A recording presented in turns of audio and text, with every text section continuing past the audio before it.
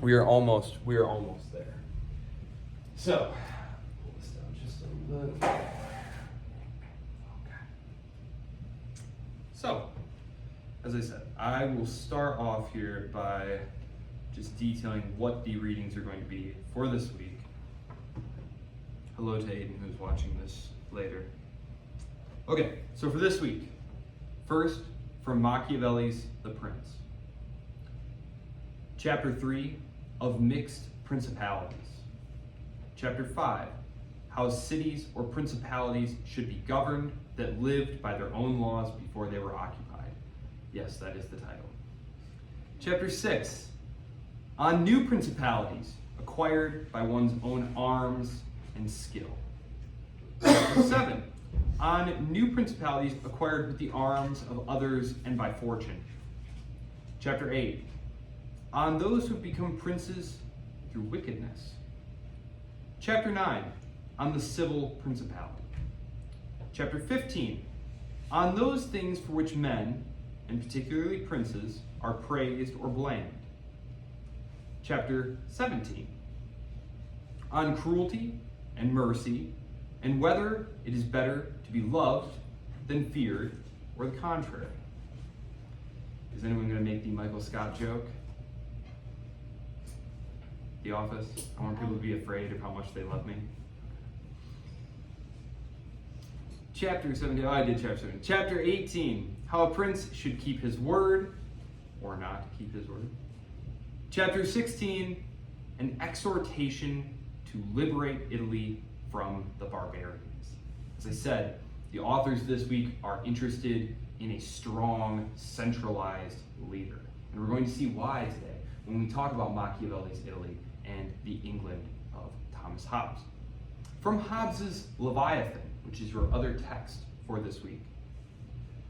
Chapter 13, of the natural condition of mankind as concerning their felicity and misery. Much like the Greeks, it's important to pay special note if the author begins their work talking about human nature. Because how you think about human nature, whether or not it's inherently good or bad, for example, or whether or not you believe man is a naturally political animal, is going to influence the kind of government you think is appropriate. Chapter 17, of the causes, generation, and definition of a commonwealth. Chapter 18, of the rights of sovereigns by institution. Chapter 19, of the several kinds of commonwealth by institution and of succession to the sovereign power. Chapter 21, of the liberty of subjects. And chapter 29, of those things that weaken or tend to the dissolution of a commonwealth.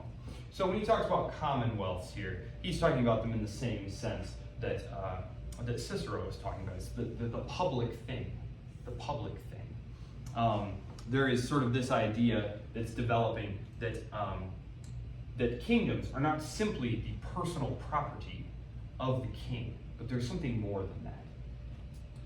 We're going to talk about that because we're going to be transitioning here from the medieval to the early modern. So, and one way to think about that is to think about things as coming from tradition, as being maybe not so logical. If you ever look at a map, which I have a map on here that I'm going to show you, of the Holy Roman Empire, you'll look at it and say, that's not logical. And it's true, but that wasn't the point. The Enlightenment project of rationalization is going to be much more familiar to us because things needed to be justified according to reason. Your rule needed to be justified according to reason, not simply because you had the divine right of kings and your father had been the king and his grandfather. That's no longer satisfactory, or not going to be satisfactory in the long term. So, and we're going to, of course, chart this development towards, from absolute monarchy toward a constitutional monarchies and eventually toward republican government. So, those are our readings for this week. Any questions on those? Yes? Can you type, like, you know how you put this in, like, the little office, can you just type them under there? Sure, let me put a note on that. Maybe I should just post this as an announcement. Just post the reading. I'll just cut and paste that whole thing as an announcement on there. That would be great. I shall do precisely that. I'm more of a visual No person problem. than auditory. Thank you. I appreciate it. Bright space. Yeah. Bright space. Still the first semester using it, so. Okay. So I'm going to start by introducing Machiavelli, who most of you probably are familiar with, if for no other reason than the adjective Machiavellian, right? When someone calls someone Machiavellian, what is the first thing that comes to your mind? Is he a solid guy? You trust him? No? No? Okay. No impression of him front. Okay, well, I'll tell you this. So, Niccolo Machiavelli. Handsome chap. 1469 to 1527. He was an Italian diplomat, philosopher, and writer, and he's widely considered the father of modern political science. That is the study of politics and how to rule. He was born in Florence, which at that time was a republic. We're going to talk about the Florentine Republic. This was in 1469. Machiavelli was going to grow up in a time of great political instability in Italy, however. He lived during the time when the Medicis were, over a period of generations, from Cosimo to Pietro to Lorenzo, slowly taking control of the Florentine Republic and eventually turning it into basically their own kingdom. Machiavelli grew up in a time of great political instability in Italy broadly, with the peninsula divided into numerous competing city-states. This is something that when I pull up the map here and I start talking, I'm actually going to tie this back into Aquinas' period and the Crusades, which several of you mentioned in your discussion board post, and talk about the growth of these autonomous republics that competed. Well, one thing, when you have competing political authorities, what does that open you up to? Being played one against the other by outside powers, right? Divide and rule. This is why Italy is going to be the constant playground and plaything of its more powerful, more unified neighbors.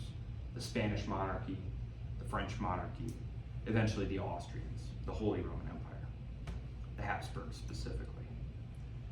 After receiving a classical education, which was fairly standard for Renaissance figures, he entered public service. And remember, a Renaissance education would be one that was devoted to the classics, right? Has anyone looked at the readings that are under Machiavelli? One of his most famous ones. We're not going to do it simply because I don't have time. We have so much to cover in this class. But one of my absolute favorites, who's a Roman history buff? Who loves Roman history? He has something in here called Discourses on Livy. Livy, the great Roman historian.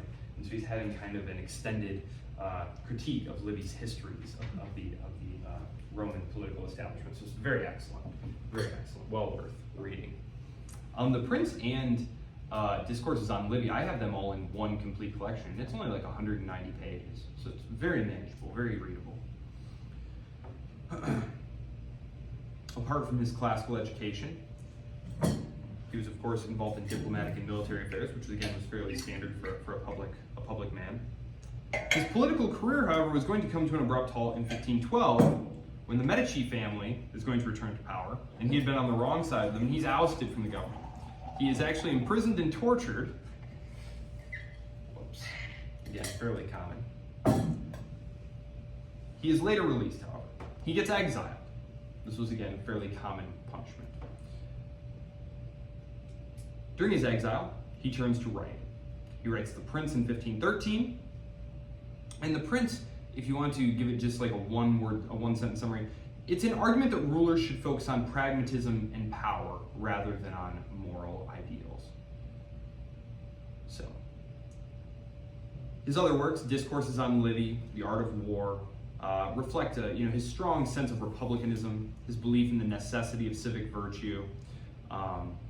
So his ideas on power, statecraft, and human nature, of course, are going to have a profound influence on political theory, and he is still with us to this day. Again, as I said, if you know of him for any reason, it's because his name is usually associated with, sort of amoral politics, right? But he is actually very concerned with civic virtue. But again, he's a pragmatist.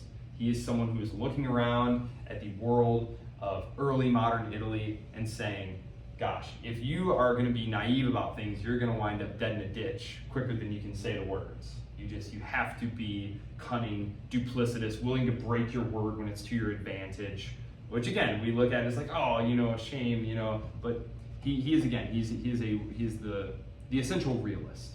following in the sort of footsteps of people like Thucydides and Aristotle. So let's talk about the Italy of his time. I'm actually going to come back. This is kind of historical context here, just kind of tie it in with what we've been talking about, because I know we're kind of jumping through time. So this isn't going to be the same kind of jump that it was from Augustine to Aquinas. We had here the first, that little stinker. There we go. He was using it as a lightsaber over the weekend. Dropped it on the floor. The First Crusade, 1096. 1096, the First Crusade to retake the Holy Land. Here we have the birth of Aquinas. The ninth and final crusade to the Holy Land. These are the great canonical crusades. As I mentioned, there are going to be a lot of crusades. One of the most famous is the Albigensian Crusade. And this is the one where the French kings go maraud around the southern part of France and kill like 1 million of their, heretical subjects. So there are going to be, of course, the Great Northern Crusades. But when we talk about the canonical crusades, these are the ones whose final destination was supposed to be the retaking of the Holy Land. Of course, trivial pursuit knowledge for you all, the only crusade that was successful in conquering Jerusalem was the first one. Only the first one. Only the first one was successful. I tried actually to convince my wife to name one of our boys after Bohemond, Count of Toronto, who was one of the military geniuses of the First Crusade, or Tancred, his nephew. But she wouldn't go for it. She's not very fun. She also wouldn't let me name one of our daughters Hermione. You guys Harry Potter people? You know about Harry Potter? I don't know. The approximate beginning of the Renaissance. This is the rediscovery, the rebirth, the rediscovery of all these classical texts. There's a great interest in recreating Greco-Roman art and architecture and sculpture. So Florence is going to be one of the centers of this, actually. The Florentine Republic is going to be one of the centers of this. It produces the great artists of the age, and actually it produces the great poets of the age. Dante, Boccaccio, Petrarch. In fact, when Italy is finally unified in the 1860s and they have to choose one Italian dialect to become Italian, the official Italian language, they choose Florentine Italian, because all the great pieces of Italian poetry and literature had been written in the Florentine Italian. And finally, here we have the birth of Machiavelli. So as you can see here, Aquinas dies, I believe, in 1274. So we've jumped forward about 200 years here. About 200 years. I'm going to pull up the map now, just to kind of point out a couple of interesting things about Italy here. So as you can see, it's highly divided. It's highly divided. This is 1494. Machiavelli was born in 1469. So this was the Italy of his young adulthood. It would not change significantly. So just really quickly, I just want to point a few things out. I'm going to talk about these things, but just so we're clear here. These right here that cut the kingdom in half, these are the papal states. Okay? These were part of the donative of Pepin. This was Charlemagne's great-great-great-great-great-grandfather. Basically, the Pope called him in to fight the Normans, and in exchange for crowning his descendants, like protectors of the Pope, the Pepin granted the Pope these lands, and then they would bulk up that claim with the donative of Constantine. Are you familiar with that? It's like that great forgery that said that Constantine gave all this land to the descendants of the Apostle Peter. Well, that's where these come from. Anyway, here's Rome. Here's the Republic of Siena. Right here is actually Pisa. Pisa is a super important port city. By the time that this map is up, Florence has gobbled it up, because Florence, which is where that star is right here, is a huge industrial center, but they didn't have access to the ocean. But there's this river called the Arno. It's a beautiful, wide, sweeping, slow-moving river, perfect for barges. It flowed right down to Pisa. And so the Pisans, this once great maritime republic who had helped fight the Crusades, who had driven the Muslims off of Corsica and Sardinia with the help of the Republic of Genoa there, they get gobbled up by the armies of Florence, and Pisa becomes their port city. To this day, Pisans have very nasty things to say about Florentines. So that's Pisa there. There's Genoa, very important. There's the Republic of Venice. The Republic of Venice is actually going to survive all the way until the time of Napoleon. It will only be destroyed when Napoleon comes rampaging into northern Italy. So the Republic of Venice survives for almost 1,000 years. We're going to talk about them a little bit. A couple of minor duchies here: Verona, the Duchy of Milan, Savoy. That is the kingdom that will eventually unify the whole of the Italian peninsula. So there you are. This is the Italy of, and as you can see, the Ottoman Empire has by this point pushed quite far up into the Balkans. They'll be stopped by the Habsburgs. So there you go. That's the map. I'm huge on maps. Do you guys like maps? Map people? I love maps. Okay. So we'll start back in the Crusades, the 11th and 12th centuries. So the Italian peninsulas, they were dominated by the city-state republics, maritime powers such as Genoa, Pisa, and Venice. These cities flourished due to their strategic coastal locations. And as the Crusades, which began in 1096, opened new trade routes and opportunities, these grew into powerful commercial hubs. And think about the kinds of things that go into voyages, for example. Because it's not obvious, like, yeah, it's a port, but what else do you need if you're gonna have a port? You need places of exchange, right? Banks, essentially. You need to create maybe insurance companies, right? Which will diversify the risk. Because if you think about it, you're a merchant, right? So you're a merchant. And they want you to put all of your goods onto this wooden ship and just sail it away. What do you think, Toby? Sound good? Some of these ships just never come back. Some of them get hijacked by pirates. That's a lot of risk, right? And so you and your fellow merchants will form a guild or something and basically sell insurance, get insurance for yourself. So these big entrepôts create lots of commercial opportunities, and it's little wonder that these become hubs of activity. Things like banking, insurance. This is where joint stock companies are eventually going to emerge out of. So Venice becomes the most dominant. In part, that's just because of its location. The trade is all happening this way. The currents and the winds of the Mediterranean push everything towards Constantinople, right? Everything towards Constantinople. Well, number one, Venice is closer than Genoa or Pisa. Not to mention, Genoa and Pisa and also Amalfi, which, gosh, I believe Amalfi's like right here. Those three were all constantly battling with each other, fighting wars with each other to secure dominance over these trading routes right here. Whereas Venice was entirely unencumbered. So that's one of the several reasons that Venice becomes the most dominant. So, these maritime republics become wealthy through trade, banking, naval dominance, securing economic power through complex networks of alliance with European monarchs, the Byzantine Empire, and even some Muslim states in North Africa. Their fleets not only provided logistical support for the Crusades, but also expanded their control over territories such as Sardinia, Corsica, and the ports of the Eastern Mediterranean. The Crusades allowed these cities to extend their influence not only by transporting armies, but also by developing colonies and trading posts that further enriched them. Wealth flowed into their coffers and political systems based on republican principles, which allowed them a degree of freedom and civic participation unknown to most of the feudal monarchies at the time. So one thing to note here is that while if you lived in France, the Kingdom of France, or you lived in the Holy Roman Empire, you almost dollars to donuts were a serf, a literal serf, like 99.9% of the population was a serf.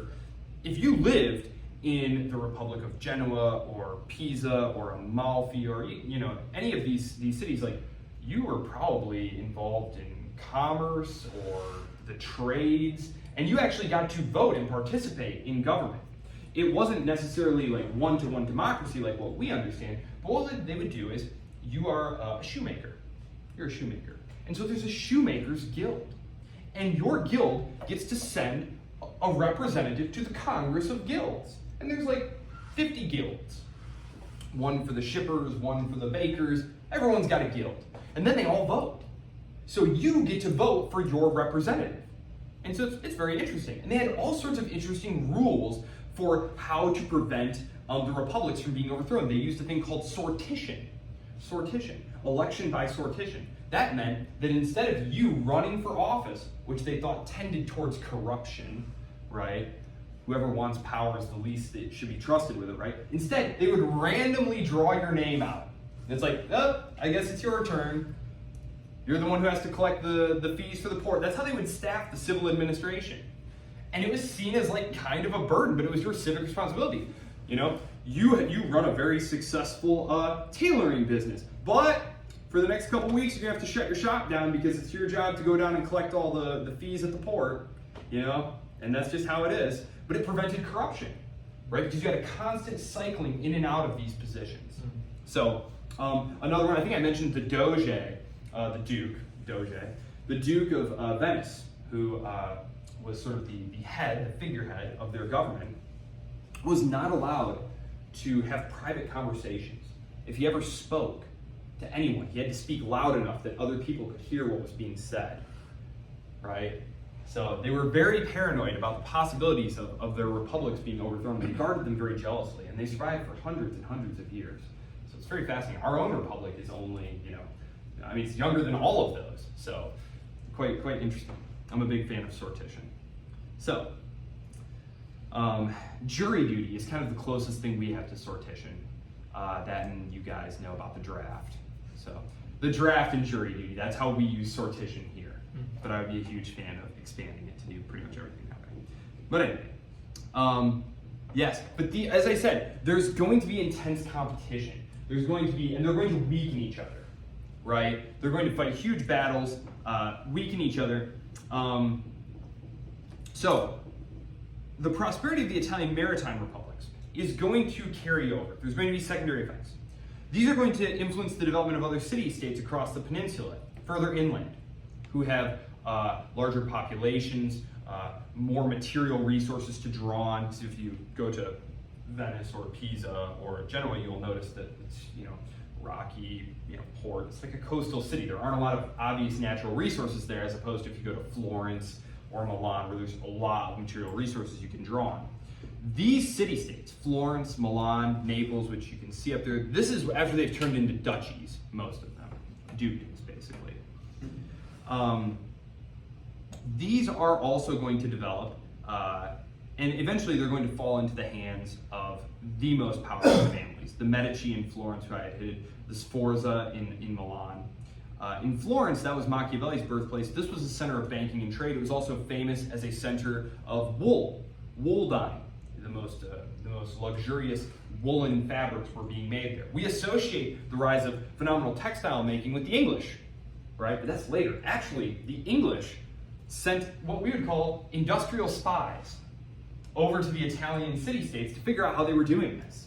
And it was there's all sorts of very interesting tales of, these Italian, customs inspectors, watching these English visitors very closely, searching their luggage, tearing apart furniture, looking for designs. Because basically, these Englishmen would go, they'd look at these looms that they were making, right? These like proto-power looms, and they'd, sketch designs so that they could take them back to England. But at the ports, to keep that stuff there in the republics, they'd tear them all up, right? And eventually, this one guy, I forget his name, but basically he had this phenomenal memory. He basically was just able to go look at these things, go back to England, and just reassemble it. So that's finally how that got out of there. There's all sorts of interesting things like that. They were always trying to keep these advantages, like the glass blowers of Venice. If you joined the Guild of Glass Blowers, you took an oath never to take your trade secrets of how to blow this glorious, beautiful glass out of Venice. And if you did, if you took it somewhere, they had assassins on the payroll who would literally go hunt you down and kill you. And it took several hundred years. Again, it took several hundred years, but eventually the secret did get out. But they were very good at keeping this stuff inside. So, in the 15th century, so now we're in the 1400s, Florence, Milan, Venice, and Naples are constantly forming alliances, counter-alliances, waging wars, they're always trying to gain just that little bit of advantage over their neighbors. No one wants to compromise. Everyone wants to have all that they can have. And these independent republics then are caught in this cycle of conflict, where they're oftentimes calling in outside powers to come help tip the balance in their favor. And at the very end, I included this one, it's just my favorite one. He concludes, 26 is the final chapter of The Prince. Machiavelli concludes this basically book of advice on how to capture and govern principalities, by which he means like a city-state, a republic, with a plea for someone to please unify Italy and liberate it from these barbarians. He's talking about these northern kings, the French, the Spanish, the Austrians. Because he recognizes that if Italy remains divided in this way, which, spoiler alert, it is going to remain divided, it's just never going to be able to stand up to the other powers, which is, of course, exactly what happens. So Italy's political disunity, characterized by the constant feuding between city-states and republics, made the peninsula very vulnerable to foreign intervention. By the late 15th century, Italy had become a battleground for the larger European powers, France, Spain, the Holy Roman Empire. They actually fight a whole series of what are called the Italian Wars, and these last from 1494 to 1559. King Charles VIII of France is going to invade Italy. He's going to be trying to capture the kingdom of Naples down there. But Florence, Milan, and Naples are going to try and call in other states to help them boot them out. The Holy Roman Empire and Spain in particular, they're going to enter the fray. Basically, what's going to happen here is you're going to wind up with a Spanish presence down here, and you're going to wind up with a strong Austrian presence up here and a strong French presence up here. Actually, Savoyard, the language that becomes predominant up here, which is still spoken today, is actually much closer to French than Italian. I can't understand any of Savoyard, actually. So, Machiavelli's response here, and this is the last thing I'll say about Machiavelli, because I want to get into the nuts and bolts of him on Wednesday when we meet and talk about the readings, which, if you don't get all of the readings done, don't stress terribly about it. Work on them throughout the week. You can revisit the lectures. Again, I will tell you anything that is necessary to know for the exam. You might consider doing all the readings because maybe you'll want to write about Machiavelli for your paper. I actually had that on my list to mention today. This is week 6. This is a 16-week course. That means we are approaching the halfway point. The paper is not overly long, and I would be happy to help you with it. You do need to start getting a draft around in the next 3 or 4 weeks if you want to have time, which you know this from having me before. I'm happy to read your whole paper, give you great feedback, tell you, hey, maybe do this, that, this, that. This is the grade you'd get if you turned it in right now. But you have to do it with enough time for me to read it and get it back to you for you to be able to make those changes. So, just something to keep in mind. Question. When is the paper going to be due? Final week of class. Final week. Final week of class. But I would not recommend waiting until the final week of class. Of course, you're free to do that. So, the last thing I'll say about Machiavelli here. So, it should be clear from what I've just been discussing why Machiavelli is interested in a strong, centralized political leadership, right? The kind of complex power-sharing agreements of the medieval period that eventually kind of coalesce around 1 or 2 leaders in places like the Kingdom of France or the Holy Roman Empire or England just are not going to obtain here by themselves. It's just not going to happen naturally here. The city-states are too jealous of one another. They do everything they can to prevent anyone from marrying into this family or that family. There's tons of factionalism and fighting. They're torn between allegiance. I had talked about the Guelphs and the Ghibellines, the battle between those supporters of the Pope and those supporters of the Holy Roman Empire. I've talked about the topography of Italy before, the incredible mountains. There was just no way for one of these small independent states to do it themselves. And we'll see that when Italy is finally unified, it's going to have to happen in 3 stages, and it's going to take help. It's going to take the help of specifically Louis Napoleon. That is Napoleon's nephew, who gets gamed super duper hard by Cavour, Count Cavour of Piedmont. Basically tricks him. So, by the time of Machiavelli's death, which is 1527, Italy is still going to be a patchwork of competing states. They're going to have fallen under a lot of foreign control, as I had said. Basically, the conclusion of the Italian War is to see the Holy Roman Empire, Spain, and Italy all carving out basically spheres of influence in Italy. Spheres of influence. And this is something that even after Napoleon breaks apart this old order, at the Council of Vienna, basically all the powers try and put it all back together. So when we do finally talk about nationalism, which I believe is the 14th week of class, I believe it's on there as new religions. Nationalism is going to become one of the great new religions, one of the great motivating ideologies. And as this is a class about political ideology, of course we have to talk about nationalism. Nationalism is not a thing at this point. What they're going to be rebelling against, these Italian nationalists, is literally control of Italy by the Austrians. So, very interesting stuff. And actually, if you go up here, so this is modern day Italy right here. Here's like Trieste and stuff. A lot of these, like Südtirol and places like that, German is the language that everyone speaks up there. Does anyone watch tennis? Any tennis fans in here? This Italian guy won the first championship by an Italian in like 40 years. And his last name was Sinner. I was like, that's a strange Italian surname. So I looked him up and I was like, guarantee you, and sure enough, he was from Südtirol and his father's name was like Hans Peter. You know, it's like, yes, Hans Peter. Classic Italian name, right? No. So there's a lot of that. So let's move on then to Thomas Hobbes, who's also similarly afraid of political instability and division.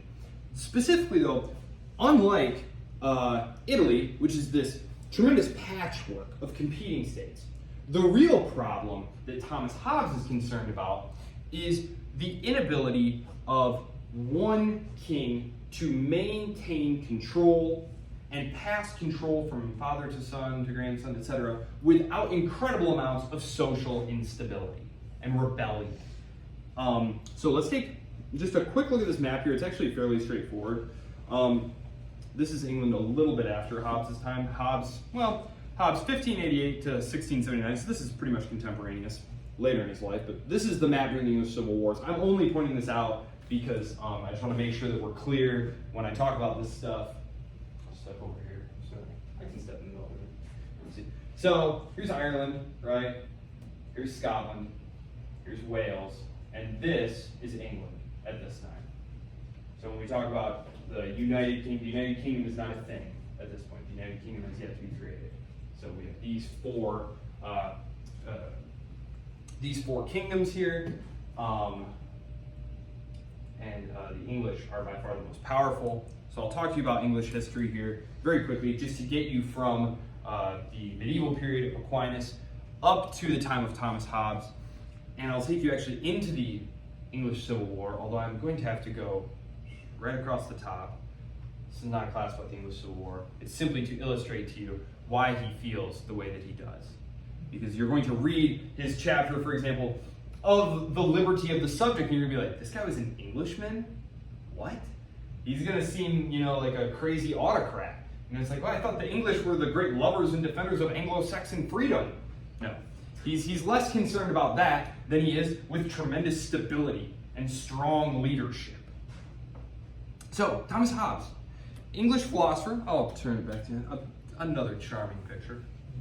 Thomas Hobbes was an English philosopher. He's best known for his work on political philosophy during the turbulent period of the English Civil Wars. He was born in 1588. Hobbes was educated at Oxford and later traveled through Europe, where he met many prominent thinkers of his time. His philosophical interests were very wide-ranging. He was a true Enlightenment type guy, natural science, mathematics, theology. But of course, he's most famous for his work on political theory. The English Civil War, 1642 to 1651, deeply influenced Hobbes, shaping his view that without strong, centralized authority, society would collapse into a, quote, state of nature. And this is one of the things that he's quite famous for, the state of nature. He believed that the state of nature was nasty, brutish, solitary, and short, meaning that life was just constant war, the state of war, a violent, chaotic condition. So in his most famous work, Leviathan, which he wrote in 1651, the year the wars concluded, Hobbes argued that people are inherently selfish and driven by fear and self-preservation. To escape this state of nature, Hobbes believed that individuals must surrender their freedoms to a powerful sovereign who could maintain peace and order. His philosophy laid the groundwork for modern political thought on authority, sovereignty, and the social contract, making Hobbes one of the more important figures of the period that we're going to look at. So,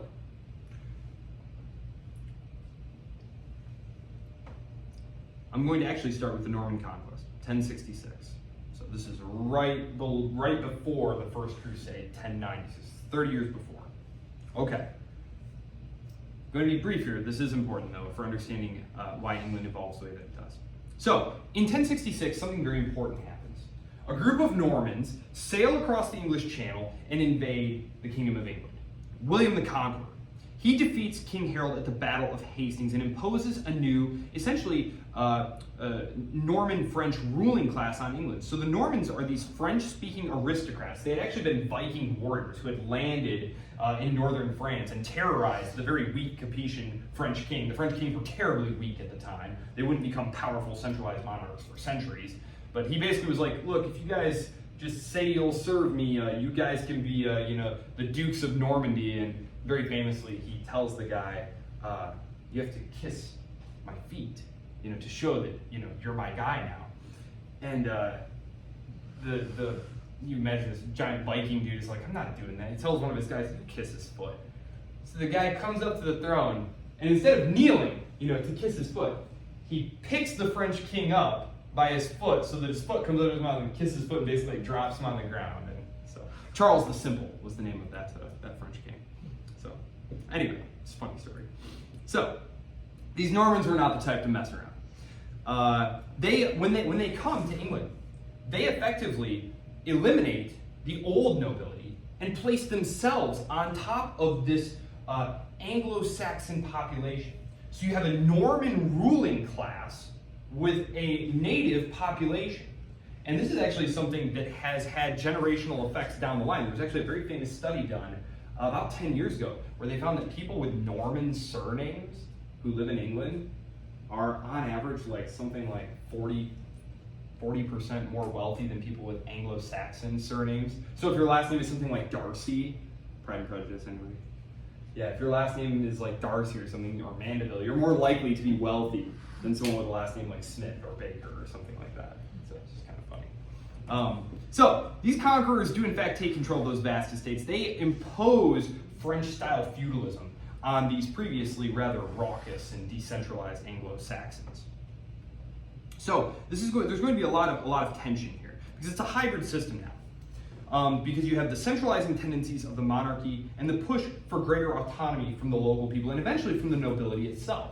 Remember, this is still a period where it's very difficult for a king to project power in distant areas. They kind of need their feudal lords to do what they're supposed to do. And so the king really needs to make sure that he treats them correctly. Otherwise, there's going to be a revolt, which of course is what's going to happen right here.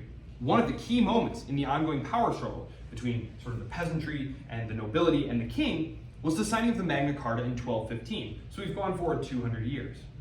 King John, descendant of William the Conqueror, his heavy taxation and arbitrary rule had alienated his barons. He had alienated his nobility. And the Magna Carta is essentially a peace treaty between the king and these rebellious baronial subjects, which set down in writing for the first time the principle that the king was not above the law. He couldn't just do whatever he wanted. It established protection from arbitrary imprisonment and limited taxation without representation. So this is one of the first times that we're going to hear this phrase that's going to become very familiar to us.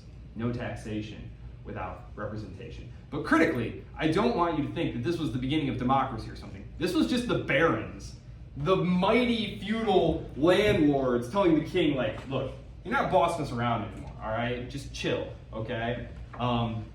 So that is what's going on there. So, the idea that monarchs were subject to law and their powers could be limited by agreement with their subjects, this is something that is going to be sort of an area of incredible contest. And someone like Hobbes is going to completely reject this idea. We are the descendants of sort of the English Whigs, the so-called country party, people like Harrington and Locke. These are the people whose political philosophy influenced the people who eventually were the authors of the American Revolution, many of whose grandparents or great-great-grandparents fought in the English Civil War and executed King Charles. The religious dissenters, for example, the Protestants, they were all the Puritans, Cromwell. So, the 14th century. So the baronial settlement there, the Magna Carta, very critical moment in English history. The 100 Years' War. So, in order to understand, the 100 Years' War is the Joan of Arc War. You all know who Joan of Arc is, right? This is the Joan of Arc War. Okay, the 100 Years' War, it takes place sporadically throughout 100 years, but essentially what's happening here is the English kings still have lands in France, right? They were French nobility. Well, there's basically a battle between this king, I believe it was Edward. Yes, it was Edward. Edward basically is challenging the French king and trying to cut in on more of his action on the continent. And what winds up actually happening is the English wind up getting booted off the continent almost entirely. All they have left at the end is, I believe, one port in Calais. So this is going to have a couple of impacts, though. Number one, it's going to bankrupt the crown. It's also going to lead to incredible instability back in Florence because the Florentine bankers had been financing Edward's war with the idea that, like, well, no king would ever just refuse to pay his debts. Oops, that's exactly what he decided to do. He just decided to, pull the rug out from under them, and it leads to an incredible economic depression in Florence right around the time of the rise of Cosimo de' Medici, actually. The Black Death is going on at this time. The Peasants' Revolt. The Peasants' Revolt and the Black Death. What's going on there? The Black Death, there's an incredible decimation of the labor population. So if there's suddenly a bunch fewer workers than there were, what does that do to the negotiating position of the workers who remain? Have you ever heard the expression, they can't kill all of us? Okay, why can't they kill us all? Because they need somebody to work the land, right? So if we revolt, they can't kill all of us. They'll find the ringleaders and execute them, but they can't kill all of us. That's the idea here. Basically, the Black Death, decimating these populations, is going to empower the peasants. They're going to actually revolt because initially the nobility is going to say, no, we're not going to give you this right or that right. Eventually, though, after the revolt, this is going to lead to some accommodations there. This is also the period here where we see the beginnings of the breaking of the great chain of being. This is an idea that I'm going to come back to at the end here, so bear with me for just a second. Richard II. Shakespeare fans? You said you're an English major. Yeah?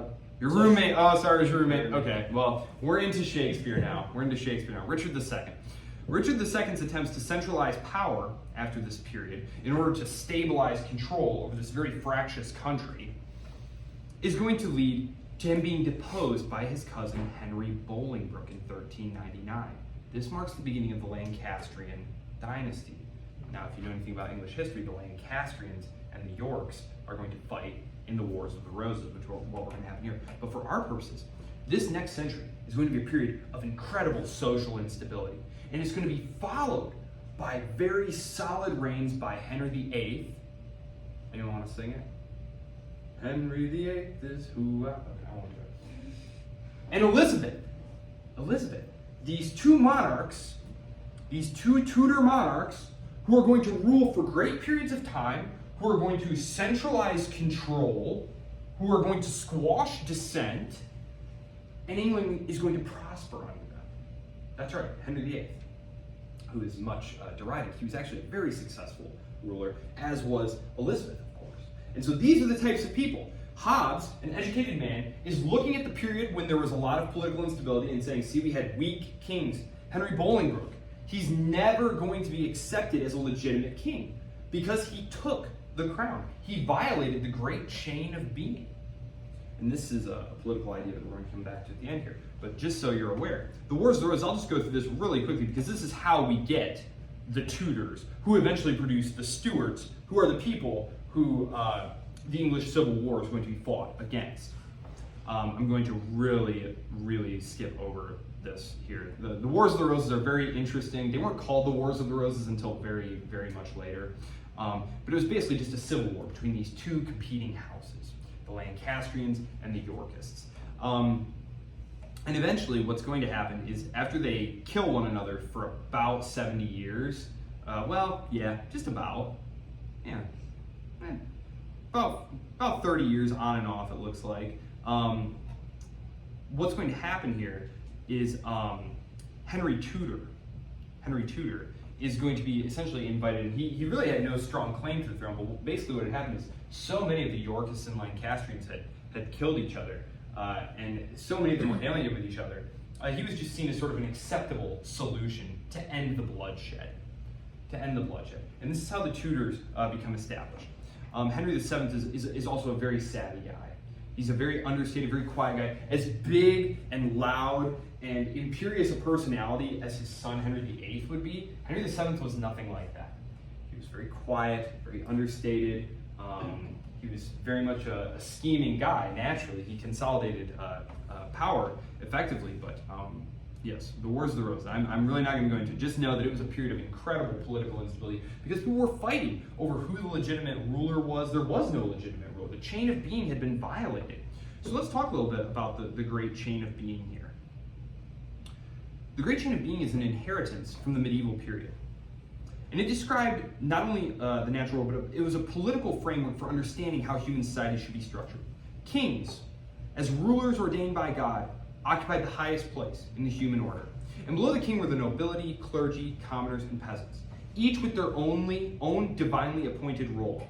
And this rigid hierarchy reflected the belief that the social order mirrored the cosmic order. And to question this hierarchy was seen as questioning God's will. So it was not difficult for this incredibly religious society to see the immediate tumult that followed the deposing of Richard II by Henry Bolingbroke.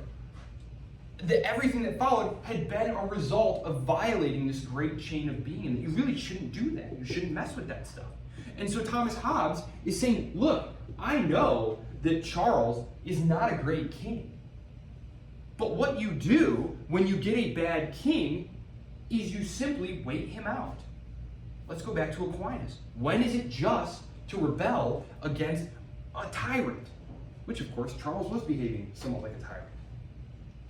Well, not of course, maybe you don't know very much about the English Civil War, but he was. He was very much trampling on Parliament, doing everything he could to avoid them and get money, and, Thomas Hobbes would say, look what happened the last time we broke the chain of being. We had civil war for 30 years, and guess what? But breaking the great chain of being is not going to solve anything. Executing Charles is not actually going to solve anything. Eventually, they're actually going to have to recall a Stuart to avoid more civil war. And the English Civil War is actually, in terms of the portions of the population that were killed, was the worst loss of life that the English people have ever experienced. It was worse than their losses in World War I. It was a much smaller population, so, 1 million deaths, but the population was much smaller. It's the most bloody war ever. And so Thomas Hobbes is saying, see, that's what happens.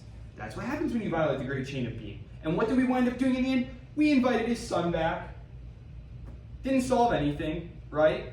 One of the reasons that they call the revolution that happens later, in 1688 or 98, the Glorious Revolution. The Glorious Revolution. The reason they call it glorious is because it occurred without bloodshed.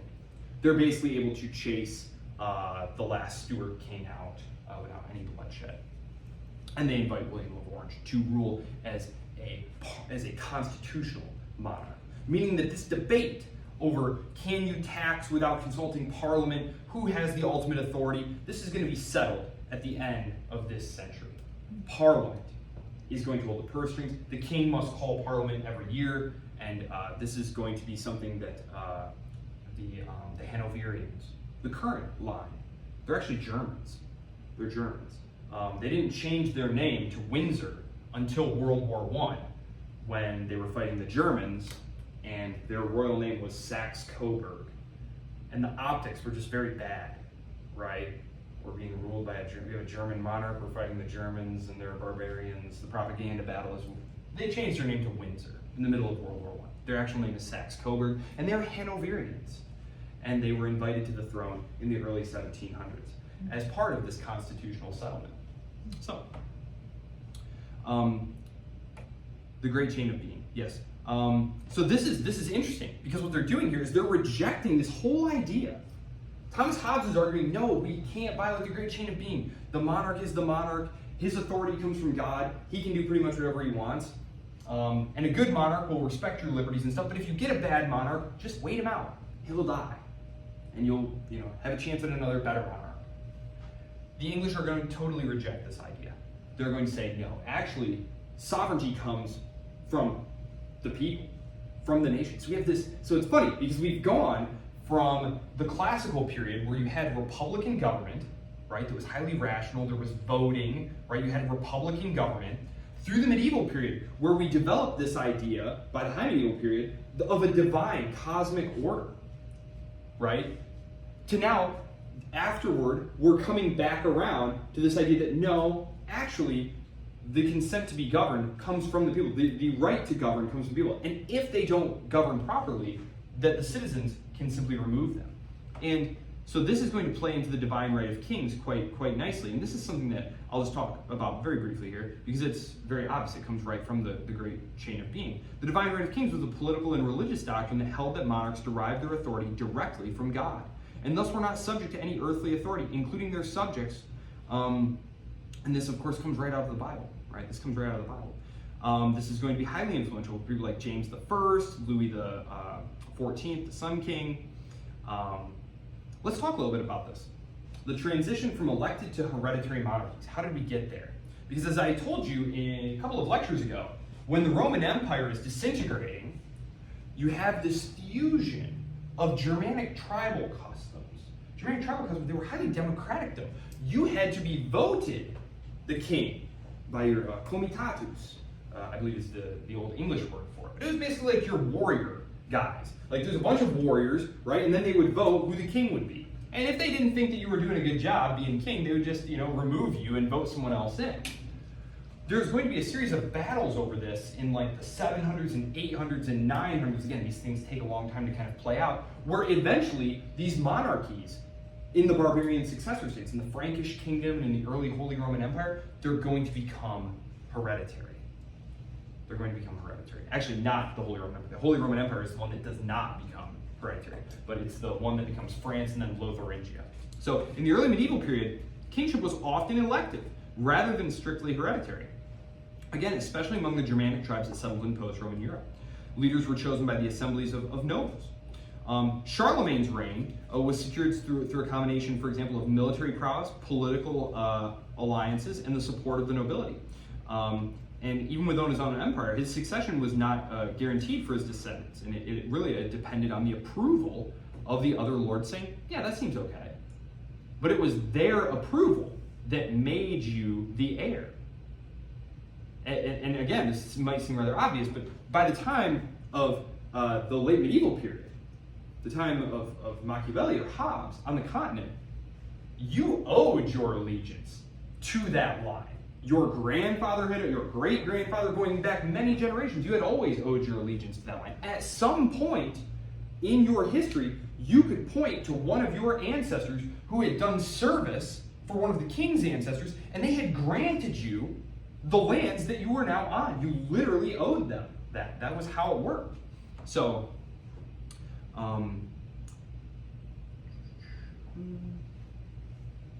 yeah, let's talk a little bit about the wars of religion and how they fed into this crisis of identity. Because I'm not going to have much of an opportunity to revisit Protestantism. I have 1 minute. So, the wars of religion that are going to stem from the Reformation in the 16th and 17th centuries begin to challenge these concepts. The Protestant Reformation is just a wonderful event because it questions the authority of the Catholic Church, and with it, the legitimacy of all the monarchs who derived their power from God through that church. So we tend to think of the Reformation as being this strictly like religious event. It was not. It was a hugely disruptive political event. And the ultimate results of it would be multiple religious wars that would culminate in the 30 years, war, which is just an incredibly destructive and complicated war that I don't have time to talk about. But so that's all I'll say on that. Do the readings, enjoy them. Email me if you have any questions about them. Remember, if you have any questions about them and you don't want to email me for whatever reason, these are all part of the Western canon. You can find any number of commentaries on these, notes, analyses, anywhere on the internet. Again, once you go to like graduate school and start studying like more esoteric texts, that will not be the case. But certainly right now, as undergrads who are reading these, sort of introductory texts, the resources are everywhere. Of course, I'm your number one resource. I'm your biggest fan. Hit me up if you need anything. Otherwise, I'll see you all Wednesday to talk about Machiavelli and Hobbes. And I will post those readings on Brightspace by this evening. Try to do it when I get home, actually. Have a good rest of your day. Hey, thanks, you too. Thank you.